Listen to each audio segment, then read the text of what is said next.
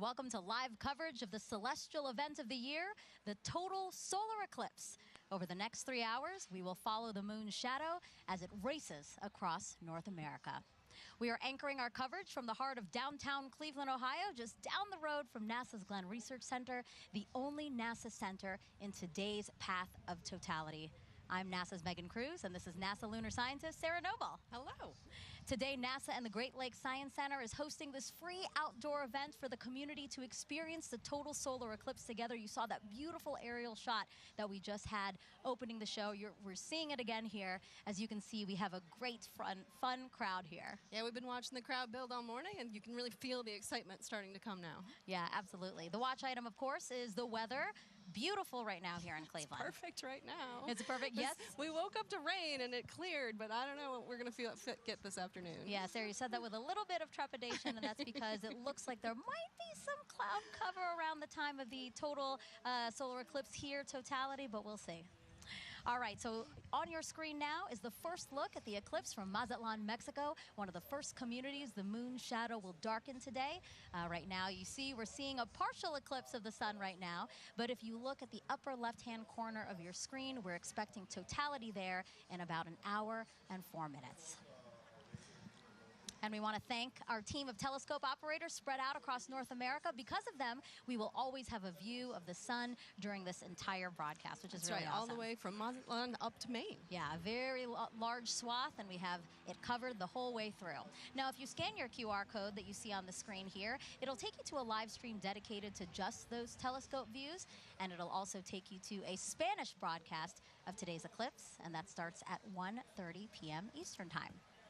And Sarah, as you know this, all of the telescopes used for this broadcast have special filters on them, and those protect the operator's equipment and also the operators themselves, because if you view the eclipse without the proper protection, then it can severely damage your eyes. Yeah, that's right. We want everyone to enjoy the eclipse today, but we want them to do it safely. Right. So how do you do that safely? Well, you should be shielding your eyes with eclipse glasses like these. Hopefully you bought them from a reputable source and that they have a special rating on them, and this rating means that the lenses meet international standards to protect your eyes from the sun's bright light. But Sarah, you can remove the glasses during totality, That's correct? right. If you're lucky to be in the path of totality, you can, for those, that short amount of time that you're in 100% totality. 99% totality doesn't cut it. Right, exactly. 100%, nothing less. Now, if you don't have eclipse glasses, you can enjoy it indirectly with tools like pinhole projectors. And if you want to make one with us live in about 30 minutes, just grab a sturdy piece of paper or cardboard and a thumbtack or other sharp pin. I'm going to use my NASA pin for when we make it. All right, so Sarah, what are we expecting today? What is a total solar eclipse? So total solar eclipse happens when the Earth, the moon, and the sun are so perfectly aligned that the moon completely blacks out our view of the sun. And does that happen often? Actually, somewhere in the world, there's an eclipse about every 18 months or so, but like in any particular place, it's a pretty rare event. Yeah, I mean, specifically here in Cleveland, the last time Cleveland had a total solar eclipse, get this, 1806. Wow, that's remarkable. So quite a long time ago. Yeah. Once in a lifetime opportunity. All right, but not everyone is going to be able to see the moon completely eclipsing the sun. That's right. Only those of us in this narrow path of totality. But just about everyone in the U.S. will get to see a partial eclipse today, weather permitting. Weather permitting, yes. I hope that Cleveland here and everyone else along the path of totality will be good and clear. Okay, so let's take a look at today's path of totality. It passes through parts of Mexico, 15 U.S. states, and southeastern Canada. There's an estimated 32 million people who live along the path, and not to mention the tens and thousands of people who travel to somewhere along it as well. Like us, you're from D.C. and I'm from Florida. I feel very lucky to be able to get to travel to see this one. Yeah, absolutely. And we're going to have live reports from our correspondents spread out across the path, all excited to share this event with you. Some recognizable locations in between: the Indianapolis Motor Speedway, home of the famous Indy 500, and then also Niagara Falls, where officials expect up to 1 million visitors. Look at our team there waving at you.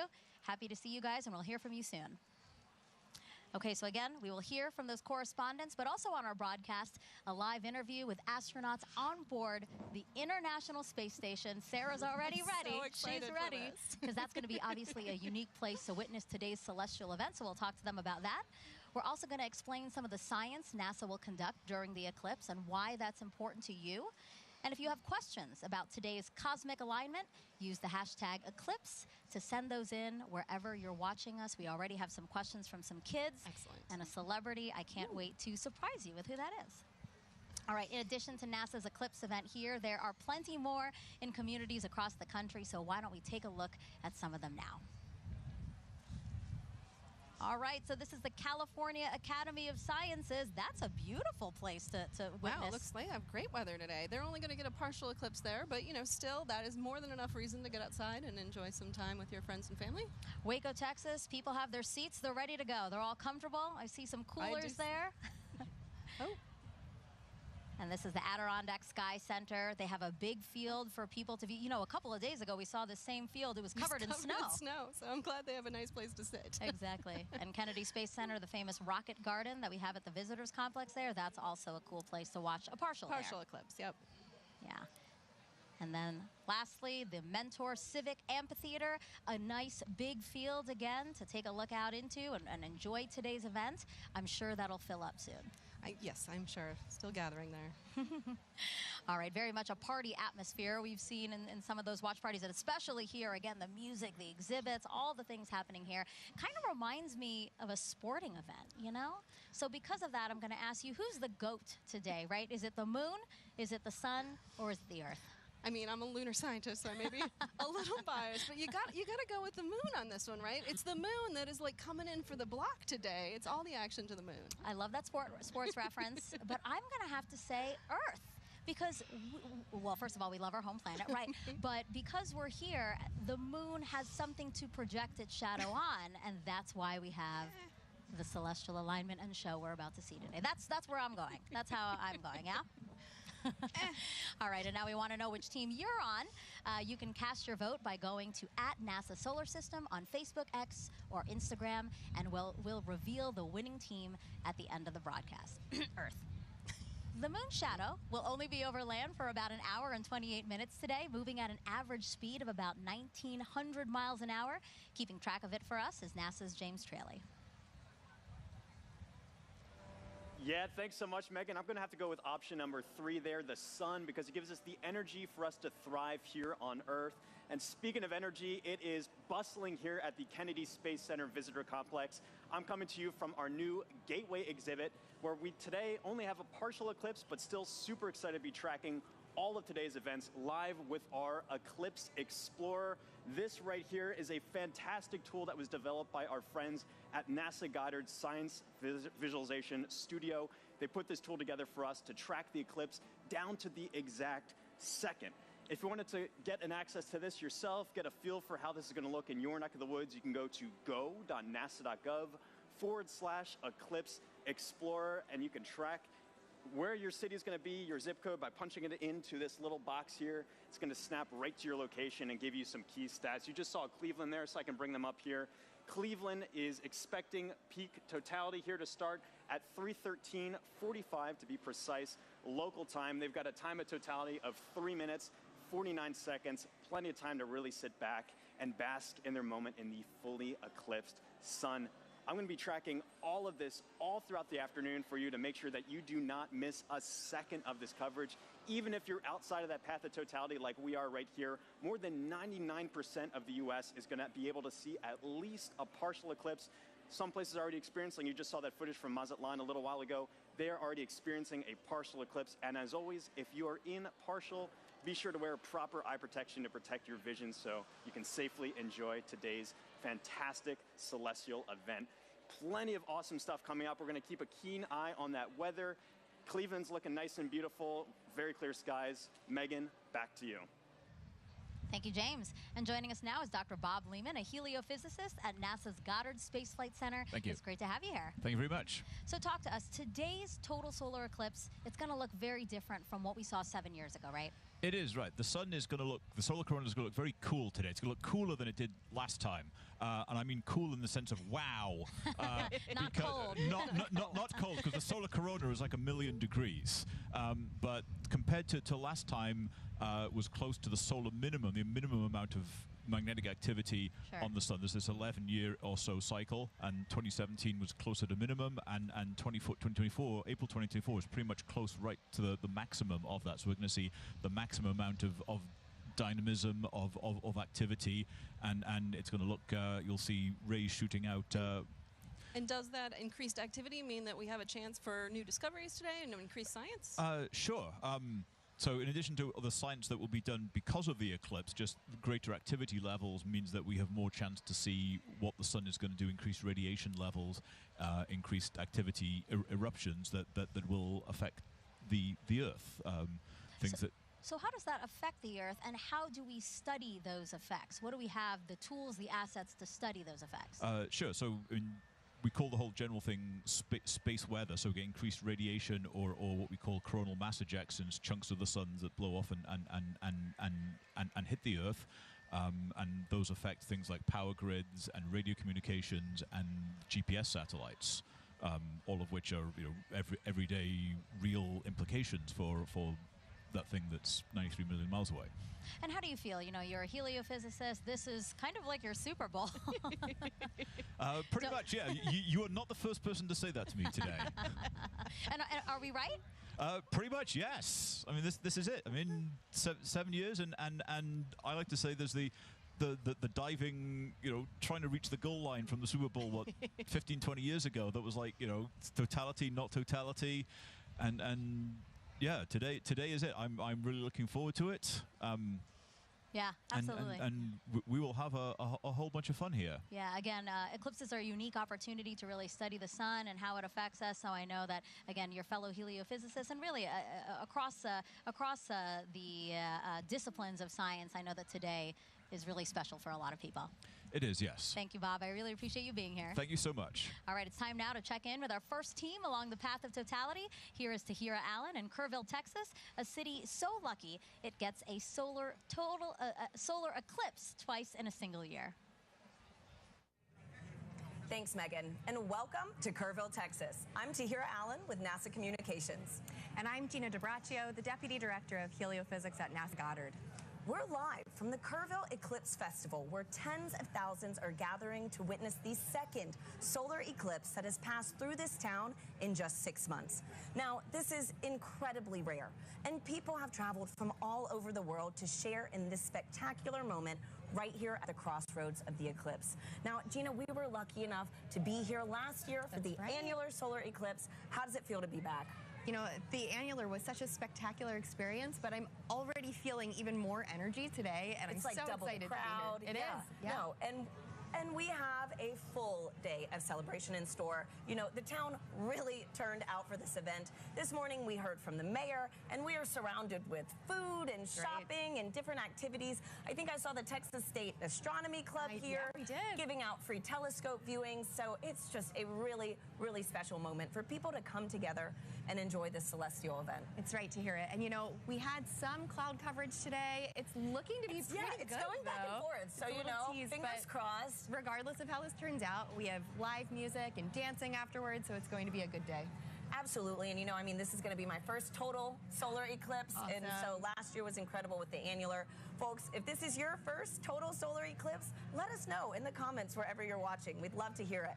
So this is also a good time to remind everyone that it is not safe to look directly at the sun without specialized eye protection for solar viewing. Now that is except during the brief phase where the moon is completely covering the sun, and that will only be for those in the path of totality. Now we have a special guest that you might recognize popping in to share some important tips to make sure you stay safe during today's events. Hi, eclipse enthusiasts. Lance Bass here, and I want to tell you how to protect those eyes and stay safe during a solar eclipse. During these celestial events, the sun, earth, and moon are in sync, creating solar eclipses. You can look directly at the sun during a total solar eclipse, but only when it's completely covered by the moon for a brief period known as totality. This is a really special moment. At all other times, you should wear eclipse glasses so that you don't say bye-bye-bye to your vision. Seriously. And eclipse glasses are not the same as regular sunglasses. No, they're not. Safe solar viewers are thousands of times darker and will have a specific certification that you should look for right here.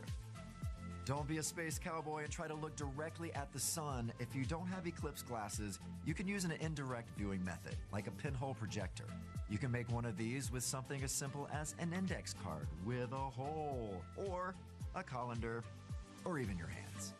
With the sun at your back, you can safely project an image of the sun through the hole onto a nearby surface, like the ground. It's gonna be me who is wearing my eclipse glasses, and so are you. Now, you can't have an eclipse without the sun, the moon, and the earth. And as you heard from Megan and Sarah earlier, we've been hosting a friendly competition to see which one of these three teams that you're siding with today. Now, Gina, I feel like it almost goes unsaid here, but I have to ask. I don't want to assume. Which team are you repping today? You probably were going to guess sun. Oh, Team Sun. Who would have thought? You're right. No. So heliophysics, it's the study of the sun and its influence on everything. And it impacts all of our planets. And today, the solar corona is stealing the spotlight of the show. So Team Sun for me. I guess it really is the star of the show today. But you know what, Gina? I think I'm going to have to be a little bit biased, too. Okay. So International Observe the Moon Night, which is NASA's annual celebration of all things moon, actually falls on my birthday this year. Okay. So I think I'm having a little bit of a lunar connection. All right, Team But Moon. for those watching, if you haven't joined the fun yet, you can vote for your eclipse team on NASA's Solar System Facebook, X, and Instagram. We're going to be sharing those poll results throughout the show, so be sure to go vote for your team. Now, also during the broadcast, you can send us questions using #Eclipse on social media. We have teams standing by online to answer, and we're going to be taking some of those questions live on today's show. Now, speaking about taking questions live, Gina, we actually had some kids send in videos before today's show. Oh, nice. So let's roll one of those right now. My name is Jonathan. My question is, will NASA do any experiments during the solar eclipse? Thank you. Oh, great question, Jonathan. Now, we have a bunch of different experiments that will take place during the eclipse today. So first, we're trying to study the solar corona. So we have NASA's WB-57 high-altitude research jet flying across the path of totality, taking pictures of that upper atmosphere of the sun, that corona, so that we can learn its composition, why it gets to be heated to extreme temperatures. But we also care about the eclipse's impact on Earth and the upper atmosphere. So we're launching 3 sounding rockets up into the atmosphere before, during, and after peak eclipse so that we can study how the atmosphere is changing as well. So, you know, we're studying it with a plane, we're studying it with rockets. Exactly. Any other way? You know, we have balloons, science balloons that are going up too, and we also have different ways that the public will be able to get involved in some of these experiments too. Thanks, Gina. And I actually have a great follow-up question to this. This is from Lisa on Facebook, who wants to know more about the sounding rockets. So they ask, why is NASA shooting rockets into the moon's shadow during today's events? Okay, let's talk more about the sounding rockets because they are a lot of fun.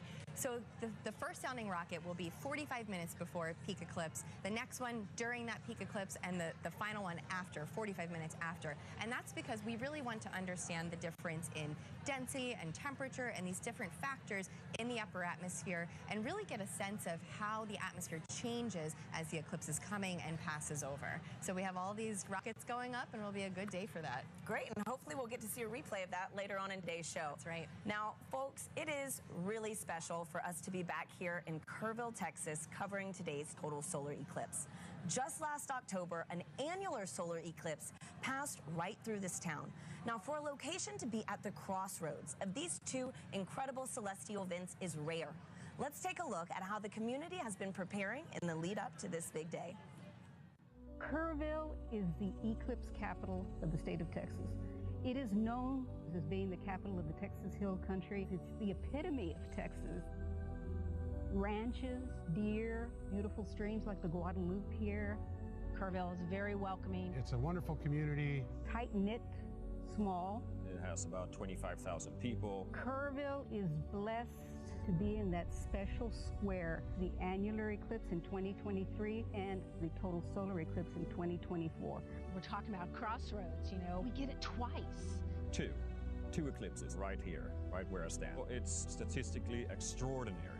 We get 2 in less than 6 months. Everybody's excited about it. City council, county commissioners, everybody's working diligently to be able to provide safe opportunity for the influx of people. This will be the biggest event in the history of the city, and that's why the city is preparing We're preparing to make the event enjoyable for everybody who wants to see this tremendous natural phenomenon. I think that Kerrville has done an awesome job of preparing, way in advance. It's getting that message out to people to make sure that they're taken care of personally, but then there's the science part of it, letting them know what is an eclipse. And I'm just having a great time going out and talking to civic organizations and clubs and talk about eclipses. So this will be my 4th and 5th solar eclipses. I've seen total eclipse in Nebraska. I drove 1,200 miles for a little over 2 minutes, and it was well worth it. And just couldn't believe the experience of the eclipse. I mean, it literally gives me goosebumps every time I talk about it.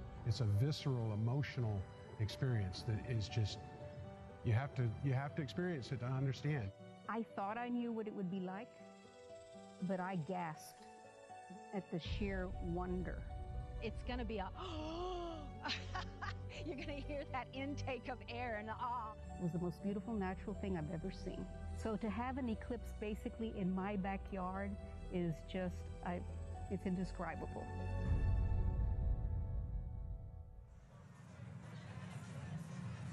We're here now with Catherine Troach, a telescope operator with the Night Sky Network, who is giving us these high-definition views of the sun that you see in your screen right now of the eclipse over Kerrville, Texas. Kat, thank you so much for being here with us. Thank you so much for having me, and let's thank the weather for cooperating finally. Right? Oh my goodness. Thanks, Kat. And so I'm looking at the telescope feed that we have, and we have first contact now here in Kerrville. Yes. Okay, so for people who want to become an amateur astronomer, what advice do you have? Where should they get started?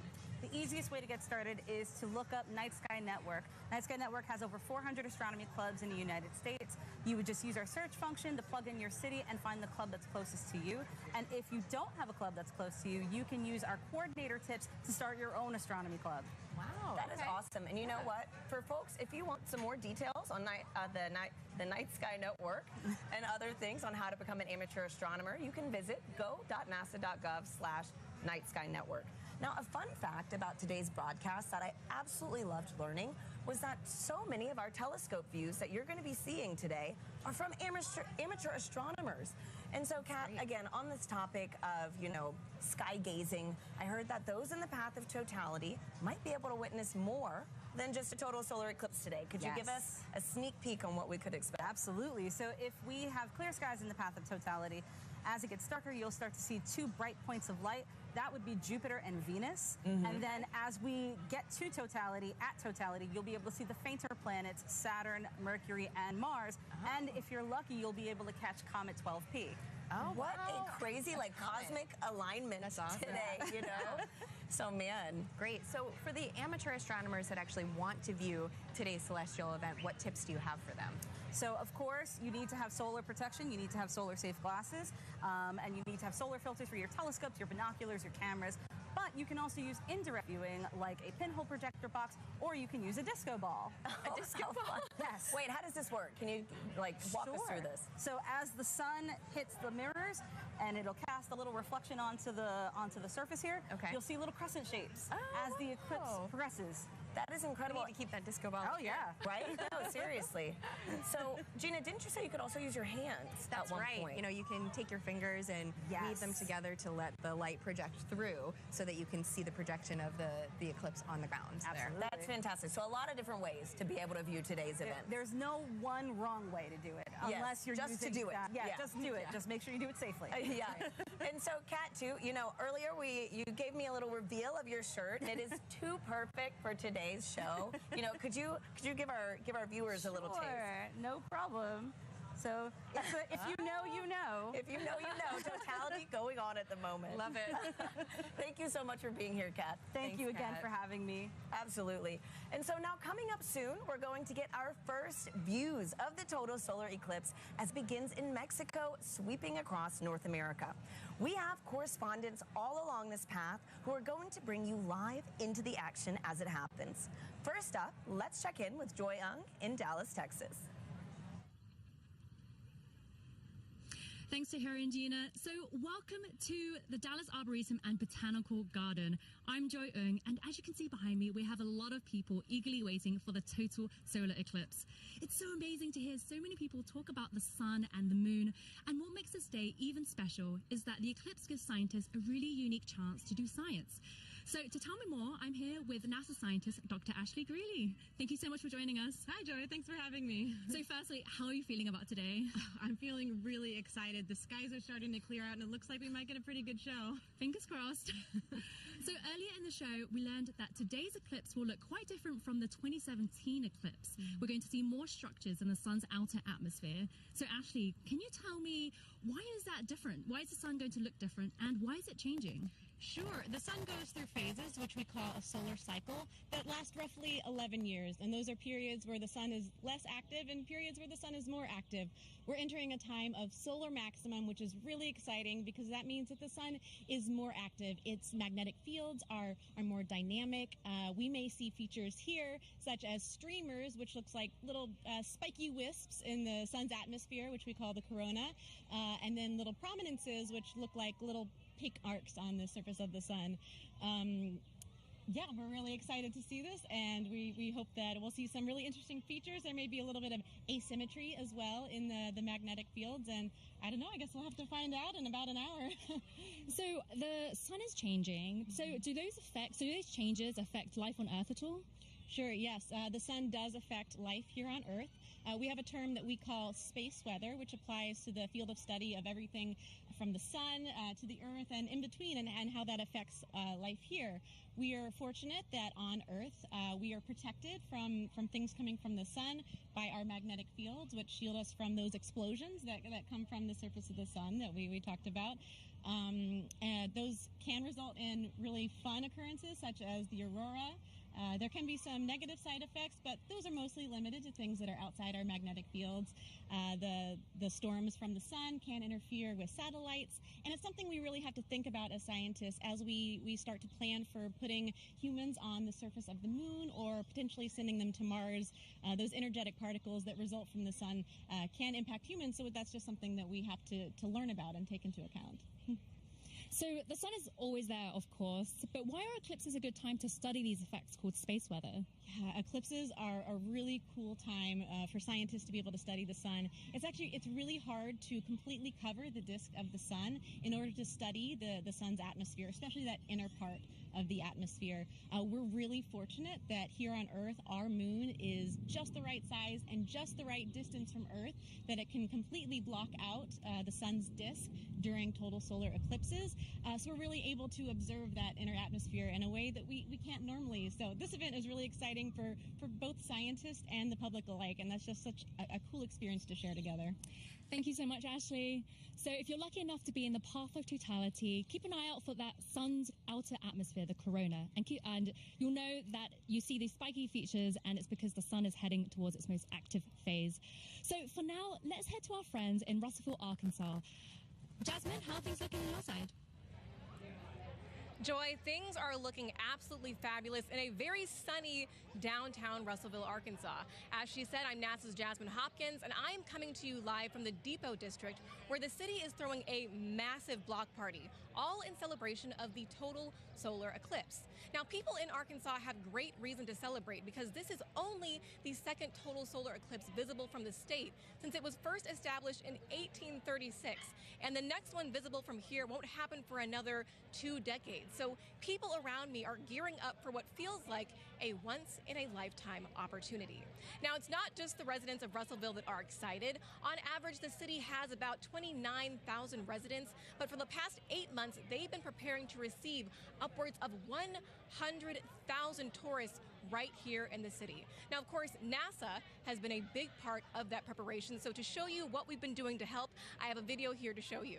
So we have been talking to the next generation of space explorers right here in Arkansas. We started off at Arkansas Technical University, and then we moved on to Russellville City Schools, where we spoke to hundreds of students all the way from 8th grade to 12th grade about this total solar eclipse. We had NASA's Marshall Space Flight Center, the Arkansas Air National Guard, the U.S. Space and Rocket Center, and even the Paris Observatory joining us all the way from France. Now, during that moment of totality, Arkansas will experience from 94 to 100% obscurity from the sun, and we'll have 4 minutes and 12 seconds to really soak in that fantastic cosmic event. Now, until that moment, of course, we are telling the residents to stay safe, keep those solar eclipse glasses on. But now let's go from Arkansas to Illinois with Blair Allen. How are things looking for you? Jasmine, we're super excited here because crowds are filing into the stadium, but the main story here is the weather. Everything looks absolutely good and clear for totality today. We're very excited. We're just hoping, just like 2017, a little cloud doesn't come in and obscure things. But I tell you what, there's been a total solar eclipse here in 2017. Observation did not stop at SIU. Joining us now are 2 SIU students who actually did some observing.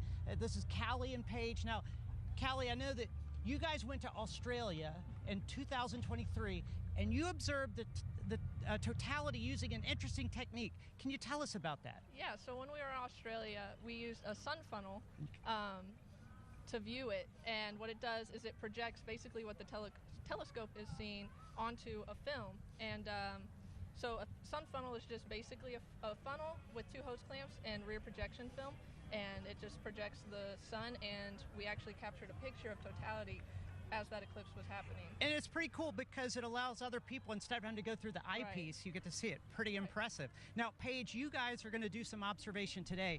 What are you set up for here in Carbondale today? Yes, so we have 2 telescopes set up with the sun funnels for viewing for a select view of the public, and right now we're pointed at the sun and we're excited to see totality. Now, what are your odds on good weather? It's looking pretty good. I'm excited. Isn't that great? I'm so excited. I tell you what, one final question, because I know you're experts with solar safety, but Team Earth, Sun, or Moon? We're both Team Moon. Team Moon, Team Sun. I tell you, that's the best you're going to get, but we're all pro eclipse. Back to you, Tahira. Let's go Team Moon. So, as you can see, folks, we've got a lot of exciting things in store all across this country, and that was only half of it. You're going to meet three more of our locations later on in the show. Now, Gina, we've got a ton of questions coming in online right now from our viewers. Yeah. How do you feel about some Q&A? Let's answer some. Okay, perfect. Let's do it. So our first question is from Fair Cerritos on Instagram, who wants to know, how can I help NASA? You can help NASA by participating in the eclipse. If you can see it today, go outside, enjoy the moment, or download the Globe Observer app. You can do that right now before the eclipse crosses your path. You need a thermometer, and you just record the local temperatures and the cloud coverage. Fantastic. Globe Observer app. So thank you so much, Gina, and thank you to everybody sending in those questions. We'll take some more later on throughout the show. For now, let's check back in with Megan and Sarah in Cleveland, who are standing by with an out-of-this-world surprise. Yes, quite literally that, Tahira, because we have a special treat for our viewers right now, joining us live in space, 250 miles above the Earth in the International Space Station. Everyone, please help us welcome NASA astronauts Jeanette Epps and Mike Barrett. Sarah, you've been waiting. I'm so excited. For this. Oh, there they are. Hello, everyone. Oh, Jeanette, Mike, thank you for joining us. It's a pleasure to join you guys, and I hope everybody appreciates NASA scheduling this eclipse to bring the world together. Yes, thank you so much to NASA, and thank you so much for joining us. Now you guys will have 3 opportunities to view the moon's shadow over North America, and that last pass will give you guys the best views. And we hope to also share those live views with everyone here on this broadcast around 3:30 p.m. Eastern Time. Now, Jeanette, I have 2 questions for you. Are you looking forward to being one of the few people seeing today's total solar eclipse from space? And 2, I know your crew member Matt Dominic will use a camera with a solar filter to photograph the sun being eclipsed by the moon. Will you also be taking photos of the celestial alignment?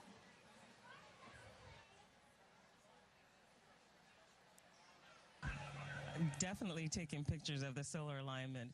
And I think we're very fortunate to be here at this special vantage point to see such a special event at this time. So I'm definitely excited. What about you, Mike? What's going through your mind as you're preparing to see such an awe-inspiring event?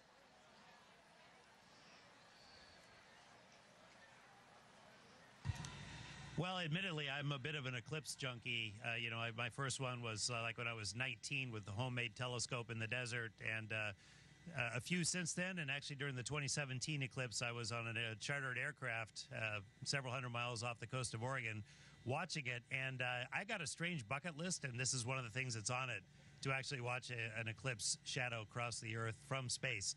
So I'm ecstatic to see this box gets checked and just to see this amazing thing from up here. Yeah, the fact that that was actually a box on your list is pretty amazing. And then now it's getting checked. So, you know, for those wondering, this is what the moon's shadow will look like to Jeanette and Mike. We're going to show you video taken from the space station of the total solar eclipse in 2017. And you can clearly see the shadow moving across the top of your screen there from left to right. We actually sped up the video so you can see more of that transit. This would look a lot slower to them, but really cool. Jeanette, eclipses give us a unique opportunity to study the sun and how it affects the Earth. Can you tell us about the atmospheric waves experiment attached to the outside of the space station right now?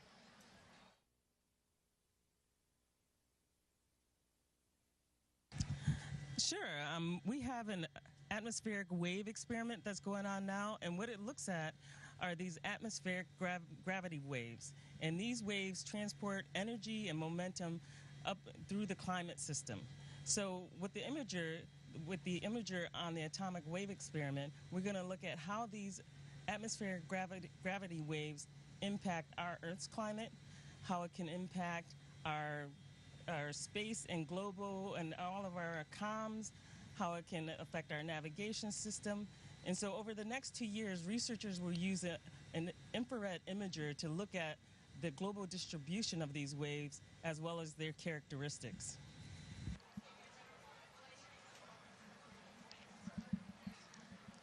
Mike, how does it feel to have a hand in maintaining the space station so that important science like the atmospheric waves experiment can happen?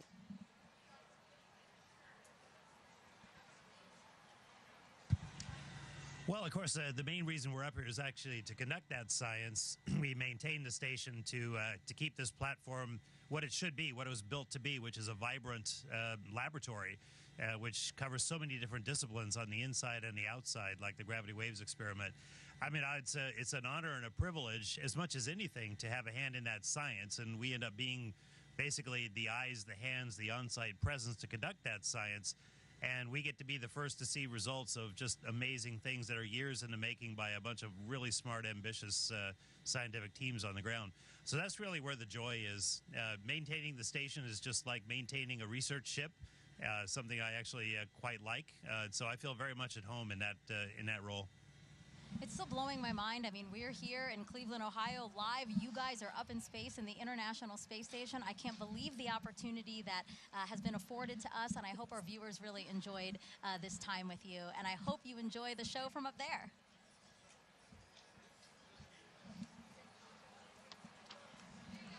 All right. We have, but we do want to close by saying, first of all, we really enjoy being here, but everybody stay safe. And use the simple means to protect your eyes as you look at the eclipse, as Jeanette and I are modeling here, which makes us blind as a bat on the inside, but solar protected on the outside. So we encourage everyone to do the same. Really great advice from both of them. Thank you so much. Sarah and I have our glasses, and we're ready to go. Also blind if we don't do this.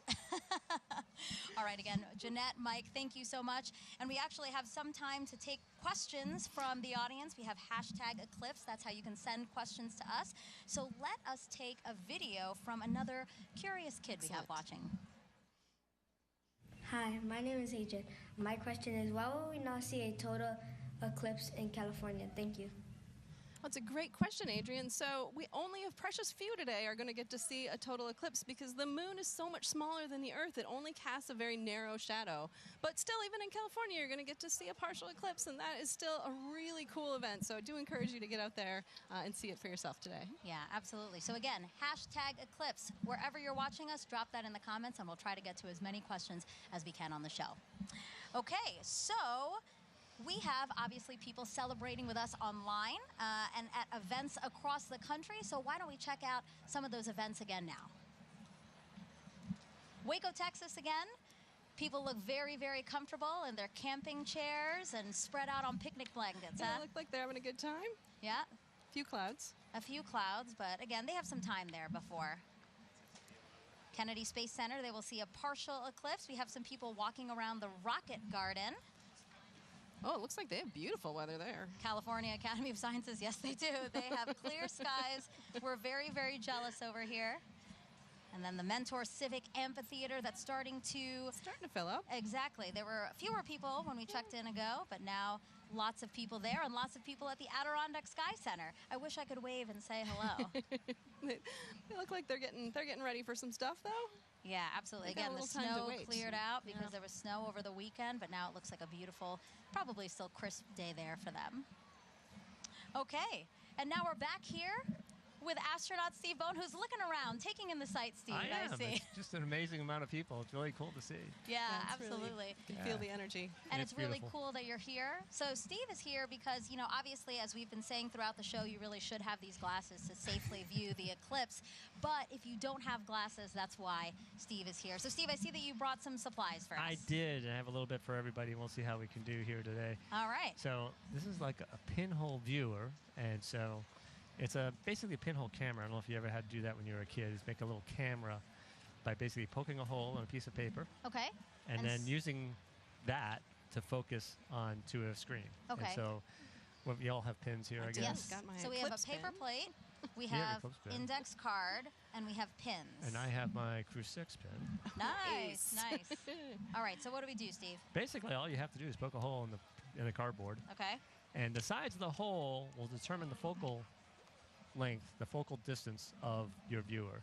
And it Okay. has to be big enough that the light will come through. And it's sometimes hard to do if we don't have like direct sunlight.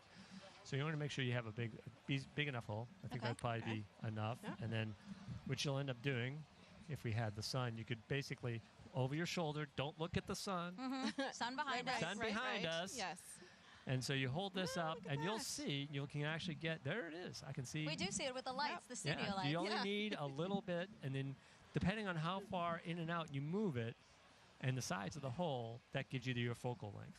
Got it. Just like a lens. And basically, like we're saying with the studio lights, if something were to pass over the studio lights, that same shadow essentially would be projected through Absolutely. the index card right now. That's how you safely watch it. That is a good, safe way to watch it. There's a lot of other ways to see it as well.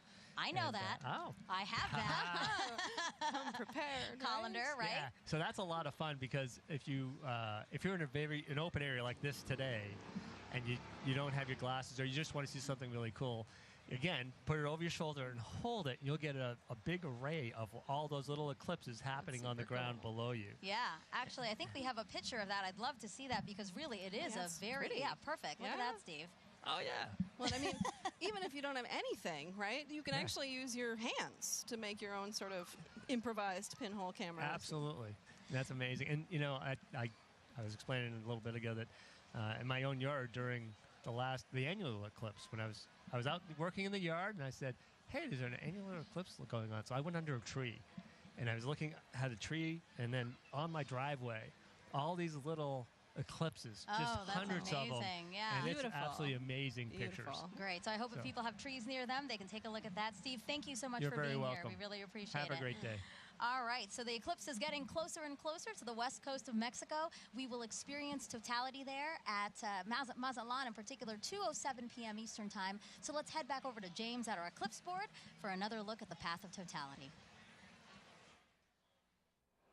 Yeah, thanks so much, Megan. A lot coming up very soon, and make sure you know exactly when to go outside to observe that totality if you're on our path, or even right now if you're experiencing a partial eclipse. I've got in our Eclipse Explorer here, I can zoom out just a hair here to show you this. I've got our penumbra on, so this is all the places inside here already experiencing a partial eclipse. You've been seeing some great feeds from our camera in Mazatlan, Mexico.